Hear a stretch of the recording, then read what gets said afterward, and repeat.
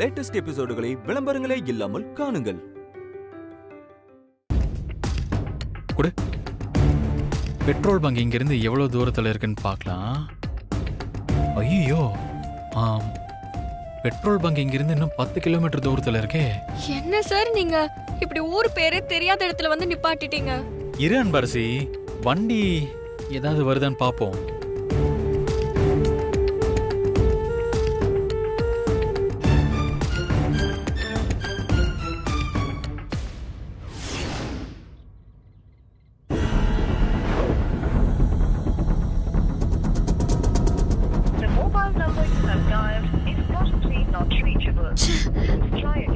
என்ன விஸ்வா காலையில இருந்து கோச்சிங்க்கும் வரல? நானும் நிறைய தடவை ட்ரை பண்ணிட்டேன். போன் நாட் ரீச்சபிள்னு வருது. எங்க தாண்டி போயிருப்பாரு? என்னாச்சுன்னு தெரியலையேடி.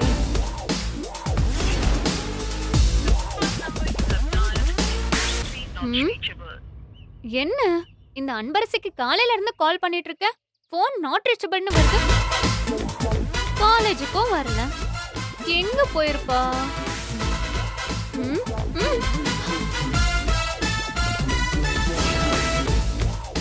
எப்படி ஒரே நேரத்துல 2 பேர் நம்பரும் நாட் ரீச்சபிள்னு வருது? கண்டுபிடிக்கிறேன். ஏதோ தப்பா இருக்கு.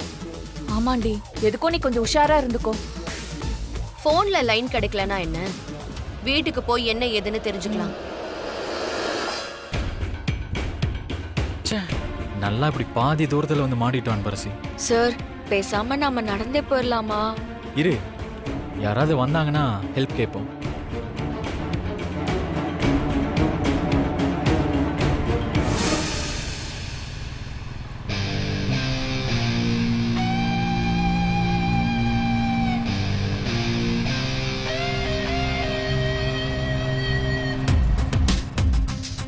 என்ன தம்பி இங்க தனியா நின்னுட்டு இருக்கீங்க? அண்ணே, பைக்ல பெட்ரோல் இல்ல, அதான் யாராவது வந்தா ஹெல்ப் கேட்கலாம்.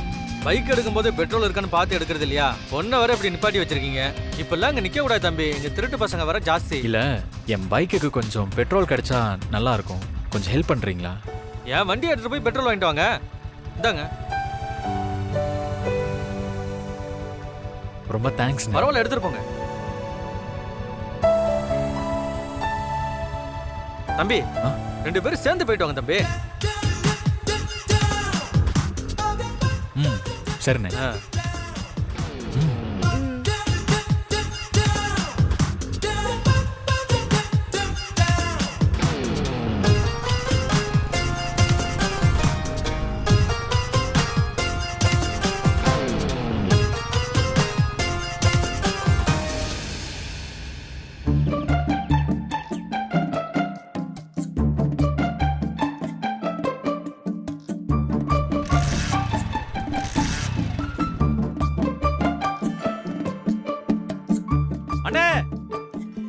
என்னண்ணே இந்த வண்டியிலும் பெட்ரோல் இல்ல?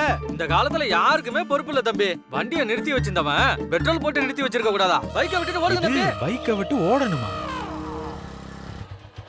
எங்கயா காணோம்? யோ, அந்த பைக் தாயா தம்பி. போலீஸ் வந்துருச்சு, பைக்கை போட்டுட்டு ஓடுங்க. பைக்கை போட்டு ஓடணுமா? ஏய், ஏங்க சேர்ந்து பைக் திருடுறீங்களா? இதுல இந்த பொண்ணு இன்வால்வா? ஐயோ சார், இல்ல சார். என் பைக் அங்க நிக்குது சார். அதுல பெட்ரோல் இல்லைங்கிறதுனால அந்த ஆள்கிட்ட பெட்ரோல் வாங்கணும்னு சொல்லி பைக்கை வாங்கிட்டு வந்தேன் சார். பார்த்தா இந்த பைக்லயும் பெட்ரோல் இல்ல. நீங்க வந்ததுக்கு அப்புறம் தான் எங்களுக்கே தெரிஞ்சது இது திருட்டு பைக்குன்னு. எங்க இருந்து வரீங்க? சென்னையில இருந்து சார். இப்போ எங்க போறீங்க? சார், நாங்க நாட்டு மருந்து வாங்குறதுக்காக ஊருக்குள்ள போயிட்டு இருக்கோம். ஏய், கிட்டு போயில. நில்றா டேய். யோ கான்ஸ்டபிள் வாயா.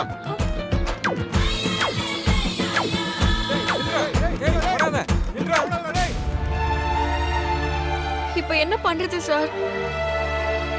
வேற என்ன பண்ண முடியும்? பைக்கை லாக் பண்ணிட்டு நடந்தே போக வேண்டியதான். இன்னும் கொஞ்சம் தூரம் தான் இருக்கு. வா, போயிடலாம். சரிங்க சார்.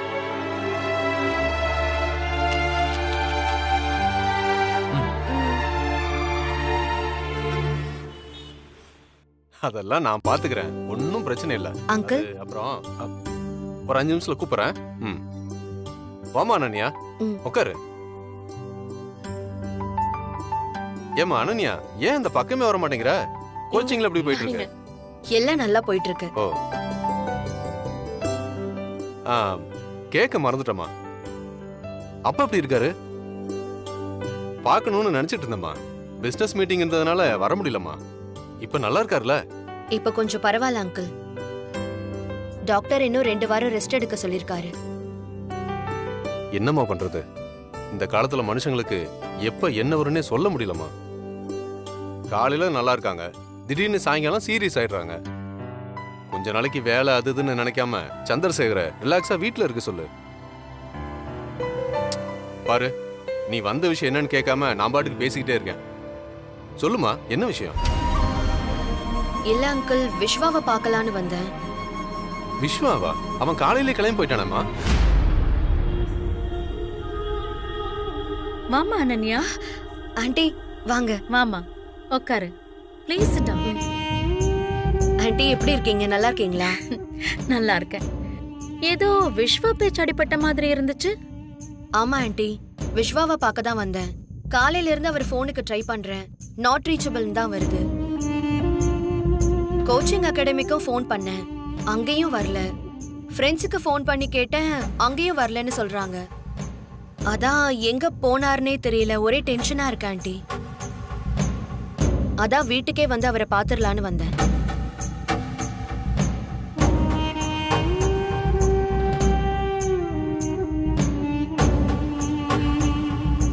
அனன்யா, ஆண்டி, உனக்கு விஸ்வானா ரொம்ப பிடிக்குமா?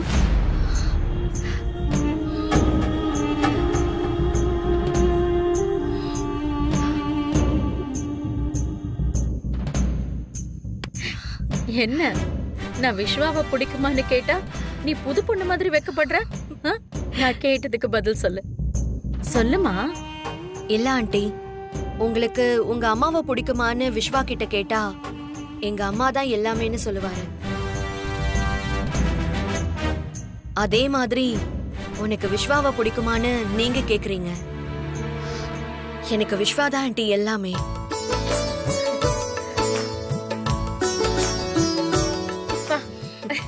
நீ டிட்டோ அப்படியே என்ன மாதிரியே இருக்க. நான் ஷார்ட் அண்ட் ஸ்வீட்டா ஒரு கேள்வி உன்கிட்ட கேட்டேன், ஆனா நீ நெத்தி அடியா ஒரு பதில சொல்லிட்ட. தேங்க்யூ, எனக்கு ரொம்ப பிடிச்சிருக்குன்னு. Thanks aunty.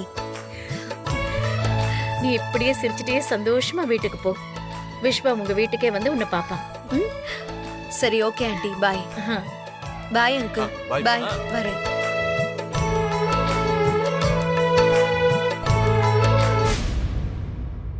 என்ன பத்மா, கூடிய சீக்கிரமே சந்திரசேகர் வீட்டுக்கு தேங்காய் பழத்தட்ட தூக்கிட்டு போகணும் போல இருக்கே.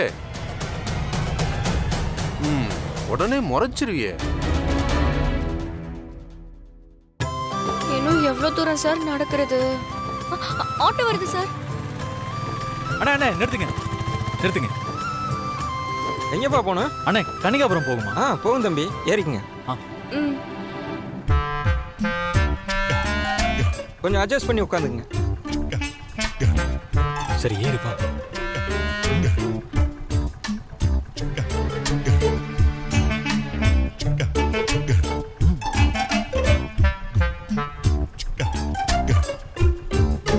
இதுக்கு மேல இடம் இல்லம்மா, நீ வேணும்னா தம்பி மடியில உட்காந்துக்கோ.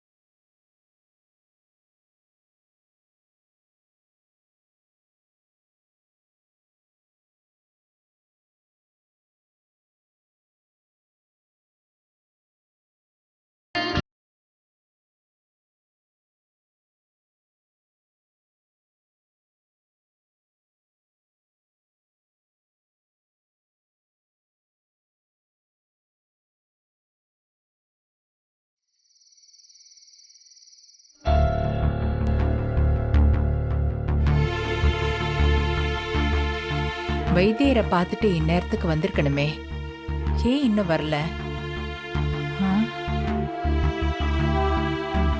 ஃபோன் பண்ணி பார்ப்போம்.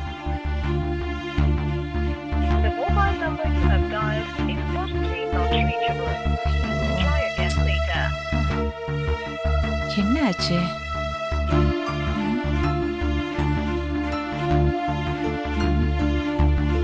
சரி, மறுபடியும் ட்ரை பண்ணுவோம்.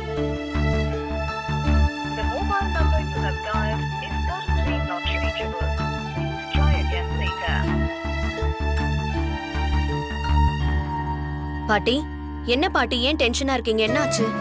இல்லம்மா, அன்பரசிக்கு ஃபோன் பண்ணேன், நாட் ரீச்சபிள்னு வருது. ஓ, எங்க போயிருக்கா அவ? இவ்ளோ நேரம் ஆகியும் வீட்டுக்கு வரல? சந்திரசேகருக்காக நாட்டு மருந்து வாங்குறதுக்காக போயிருக்காங்கம்மா. விஸ்வாவும் அன்பரசியும் தான் போயிருக்காங்க. அவளை எதுக்கு பாட்டி அனுப்பி வச்சீங்க? இந்த நாட்டு மருந்து மாதிரி விஷயம் எல்லாம் அன்பரசிக்கு அத்துப்படி. அதான் அவ போன சரியா வரும்னு அனுப்பி வச்சேன். அவங்க எப்ப போனாங்க பாட்டி? அவங்க காலையில 7 மணி கிளம்பிட்டாங்கம்மா. வந்தா இந்நேரம் வந்திருக்கணும். ரொம்ப லேட் ஆயிடுச்சு, அதான் கொஞ்சம் யோசனையா இருக்குமா. பாட்டி, நீங்க ஒன்னும் டென்ஷன் ஆகாதீங்க. அதான் விஸ்வா கூட போயிருக்காருல்ல, மருந்து வாங்கிட்டு கரெக்டா கூட்டிட்டு வந்துருவாரு. நீ சொல்றது சரிதாம்மா. எனக்கு என்ன பயம்னா, இன்னைக்கு மழை புயல்னு நியூஸ்ல சொன்னாங்க. இவங்க வேற பைக்கில் போயிருக்காங்க, வழியில மாட்டிக்கிட்டாங்கன்னா என்ன பண்றது? அதை நினைச்சாதாம்மா எனக்கு கவலையா இருக்கு. இதுக்கெல்லாம் கவலைப்படாதீங்க பாட்டி. விஸ்வாவை நம்பிதானே அனுப்பி வச்சீங்க. என்ன பிரச்சனைனாலும் அவரு பாத்துப்பாரு. நீங்க எதையும் யோசிக்காம போய் தூங்குங்க, நான் பாத்துக்கிறேன் பாட்டி. போங்க.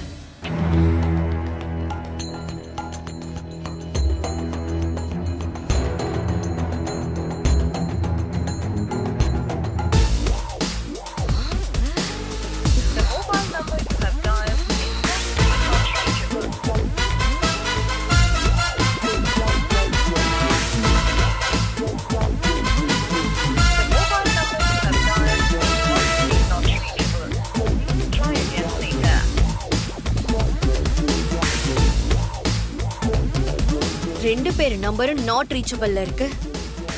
ஏதோ தப்பா இருக்கே. அன்பரசியை கூட்டிக்கிட்டு இவ்ளோ தூரம் போயிருக்காரு, என்கிட்ட ஒரு வார்த்தை கூட சொல்லல. என்ன விட்டுட்டு அந்த பட்டிக்காடு கூட சுத்த ஆரம்பிச்சிட்டாரா? ஊம கொட்டா மாதிரி இருந்துகிட்டு இந்த பட்டிக்காடு என்ன வேலை பார்த்துக்கிட்டு இருக்கா? இன்னைக்கு வரட்டும், இருக்கு உண்டு இல்லைன்னு பண்றேன். இந்த மருந்தை எடுத்துக்கும் போது வெளி சாப்பாடு சாப்பிடக்கூடாது. சரிங்க. நல்ல பத்திய சாப்பாடு தான் சாப்பிடணும். அப்படியே சொல்லி சரியா? 3 வேளைக்கு சாப்பிட சொல்லுங்க. சரியா? வேலை தவறாம சாப்பிடணும். சரிங்க. காரம் அதிகம் சேர்க்க கூடாது. சரிங்க. முக்கியமா உப்பும் சேர்க்க கூடாது. சார், இதுதான் நீங்க சொன்ன வைத்தியர் வீடா? ஆமா அன்பரசி, இவர்தான் அந்த வைத்தியர். நான் இவர்கிட்ட தான் மருந்து வாங்கிட்டு போனேன். அப்படியா? சரி வா போலாம். சரிங்க சார், போலாம். சரிங்க, அப்ப நாங்க கிளம்புறோம். ஐயா,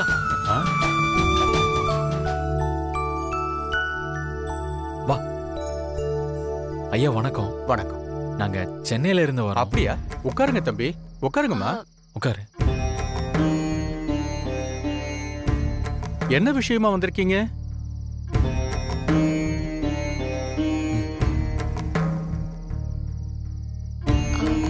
ஐயா, எங்க சார் ஒருத்தருக்கு மருந்து வாங்க வந்திருக்கோம். என்னம்மா பிரச்சனை?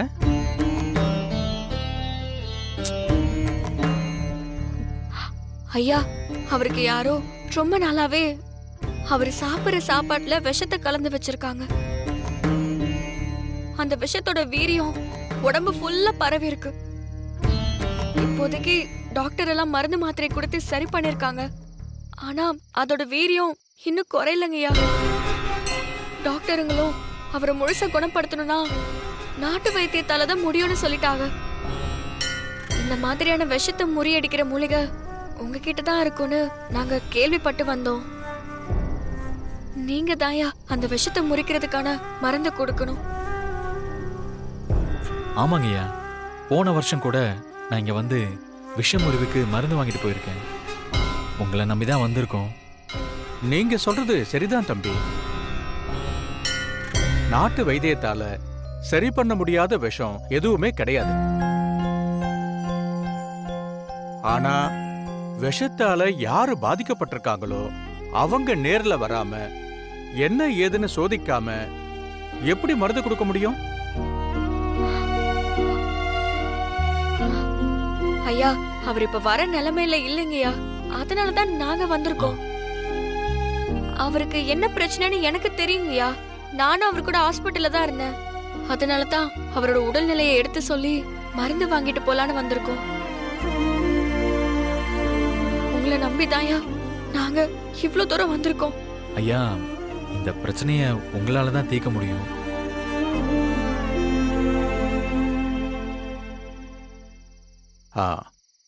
தம்பி, இதுக்கு ஒரு வழி இருக்கு. எப்பேற்பட்ட விஷத்தையும் முறிக்கிற சக்தியுள்ள மூலிகை இதோ பக்கத்துல இருக்கிற காட்டுல இருக்கு.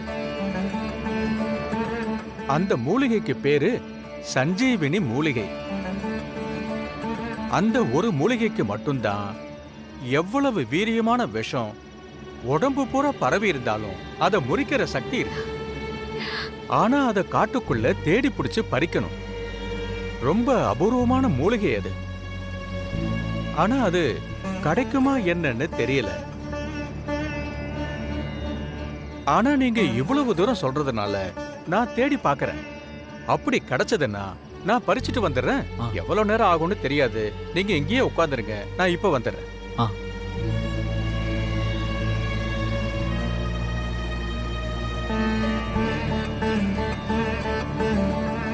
பயப்படாதீங்க, இத வந்துடுறேன்னு.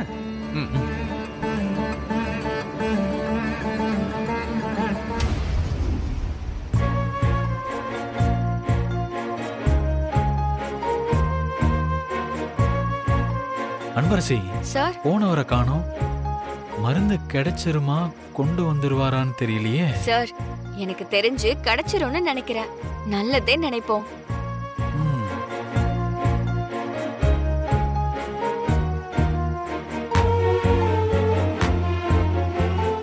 என்ன அன்பரசி, ஏதோ தீவிரமா யோசிக்கிற மாதிரி தெரியுது. இல்ல சார், என்னோட வாழ்க்கையில இதெல்லாம் கனவு மாதிரி இருக்கு. மத்தவங்க சொல்ற மாதிரி நான் பட்டிக்காடுதான். எங்க ஊர்ல பிஎல்எஸ் பஸ்ன்னு ஒண்ணு வரும். அந்த பஸ்ஸை தாண்டி வெளியூருக்கு போக மாட்டேன்னு நினைச்சிட்டு இருந்த ஆள் தான் நானு.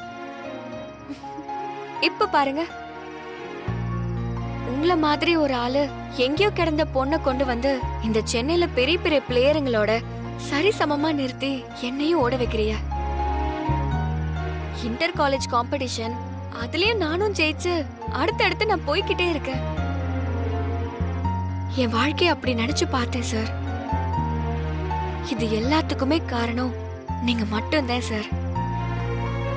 ஒரு பாசிட்டிவான ஆளு கூட இருந்தா வாழ்க்கையவே பாசிட்டிவா மாத்திருவாருன்னு கேள்விப்பட்டிருக்கேன். வாழ்க்கையிலே எனக்கு கிடைச்ச முதல் பாசிட்டிவான ஆள் நீங்க மட்டும்தான் சார். நீங்க மட்டும் என் வாழ்க்கையில தொடர்ந்து இருந்தீங்கன்னா எனக்கு முன்னேற்றம்ங்கிறத தாண்டி வாழ்க்கை முழுக்க சந்தோஷமா இருப்பேன்னு தோணுது சார். ஐயோ அன்பரசி, இதெல்லாம் சாதாரண விஷயம். நமக்குள்ள எதுக்கு இந்த தேங்க்ஸ் சாரி எல்லாம்? சார், நான் உங்ககிட்ட ஒண்ணு கேட்கலாமா? கேளு. உங்களுக்கு என்ன சார் ரொம்ப பிடிக்கும்? உங்க லைஃப்லயே பிடிச்ச விஷயம் என்ன சார்? நீங்க என்ன மாதிரி ஆகணும்னு நினைக்கிறீங்க? என்ன சார் எதுவுமே சொல்லாம அப்படியே நிக்கிறீங்க? இல்ல அன்பரசி, எனக்கு என்ன சொல்றதுன்னு தெரியல. என் வாழ்க்கையில எனக்கு அது வேணும் இது வேணும்னு என்கிட்ட இருந்தா கேட்டு வாங்கியிருக்காங்க. உனக்கு என்ன வேணும், நீ என்ன ஆசைப்படுறன்னு யாரும் இது வரைக்கும் கேட்டதே இல்லை. முறையா நீ இப்படி கேட்குறியா, அதான் என்ன சொல்றதுன்னு தெரியல. இல்ல அன்பரசி, எனக்கு என் வாழ்க்கையிலே ரொம்ப பிடிச்ச விஷயம், என் வாழ்க்கையிலே ரொம்ப முக்கியம் எங்க அம்மா தான்.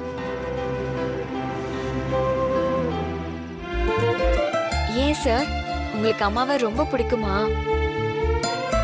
அப்போ நீங்களும் உங்க அம்மாவும் ரொம்ப க்ளோஸ்னு சொல்லுங்க. அப்படியெல்லாம் இல்லை அன்பரசி.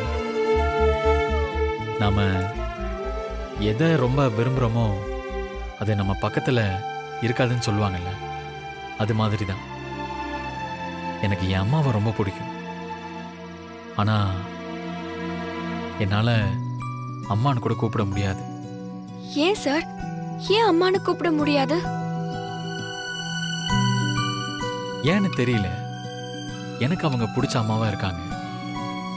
ஆனால் நான் அவங்களுக்கு சில காரணங்களால பிடிக்காத பையனாயிட்டேன். அப்போ நீங்களும் அம்மாவும் பேசிக்கிறதே இல்லையா சார்?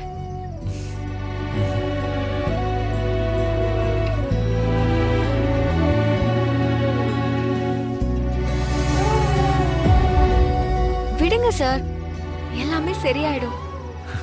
எனக்கு எதுவும் பெருசா ஆசை இல்லை அன்பரசி. என் அம்மாவுக்கு பிடிச்ச பையனா நான் இருக்கணும், அது போதும். என் ப்ரொஃபஷனில் நான் அச்சீவ் பண்ண முடியாம ஒரு சில விஷயங்களை மிஸ் பண்ணியிருக்கேன். அதை ஸ்டூடெண்ட்ஸ் அச்சீவ் பண்ணி காமிக்கணும். அவங்க ஜெயிச்சா போதும். அவங்க வெற்றியில தான் என் சந்தோஷம்.